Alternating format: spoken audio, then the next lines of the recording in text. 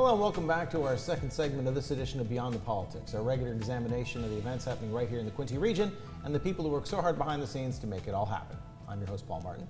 Joining me for the first time ever, we have the commander of CFB Trenton, 8th Wing, Colonel Leif Dahl. Welcome back. Thank you. Now, we were talking about the base, the complements, the duties, the search responsibilities, everything that goes on around the world. And yet there are always new things happening at CFB Trenton, and there will be again next year, because it's one of our first opportunities to talk about the fact that one of the favorite events that people have in the area will be coming back for 2024. So what can we expect at CFB Trenton next year?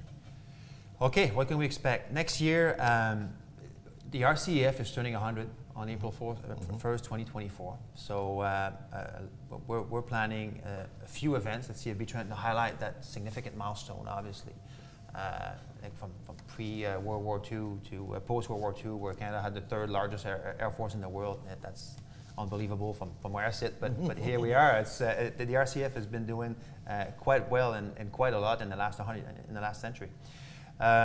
So we're planning on having an air show as well next year, June 2024. Dates are still being refined, as well as the scope, but definitely doing that. We're also planning to do, we did that last week actually, it's called an RCEF Run. It's a similar concept what the Army's been doing for years now in Ottawa, but it was here in Trenton. We had 150 plus participants. There was a band, it was quite a nice morning, so we're scoping that much larger next year. I mean, folks from the community are highly encouraged to come and run and participate with us. There's various distances you can choose from, and we're looking at other activities as well for folks and their family, and make sure that we have a good 100th anniversary. Now, this is something that takes a lot of prep work. And of course, you're also inviting people into an area that has a certain amount of security sensitivity. Yep. So does it really does take a year to plan an event of this size, doesn't it? At least. A year is not too much from folks that have been doing it for quite a while. So we are at the early stage planning right now. Again, still scoping how much or how big it's going to be.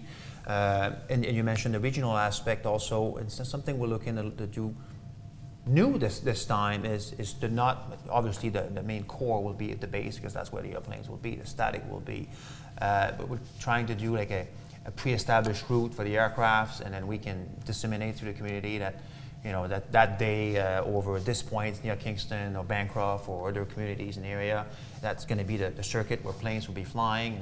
If people can't or don't want to make the run and endure traffic and endure crowds, they'll have a chance to have a good taste of what's happening down on the base that weekend. So it's almost like you're taking the air show on the road, so there'll be like almost mini air shows in all these surrounding communities. I don't know if I would say it like that, but we'll definitely try to make as many people benefit and enjoy it as much as possible.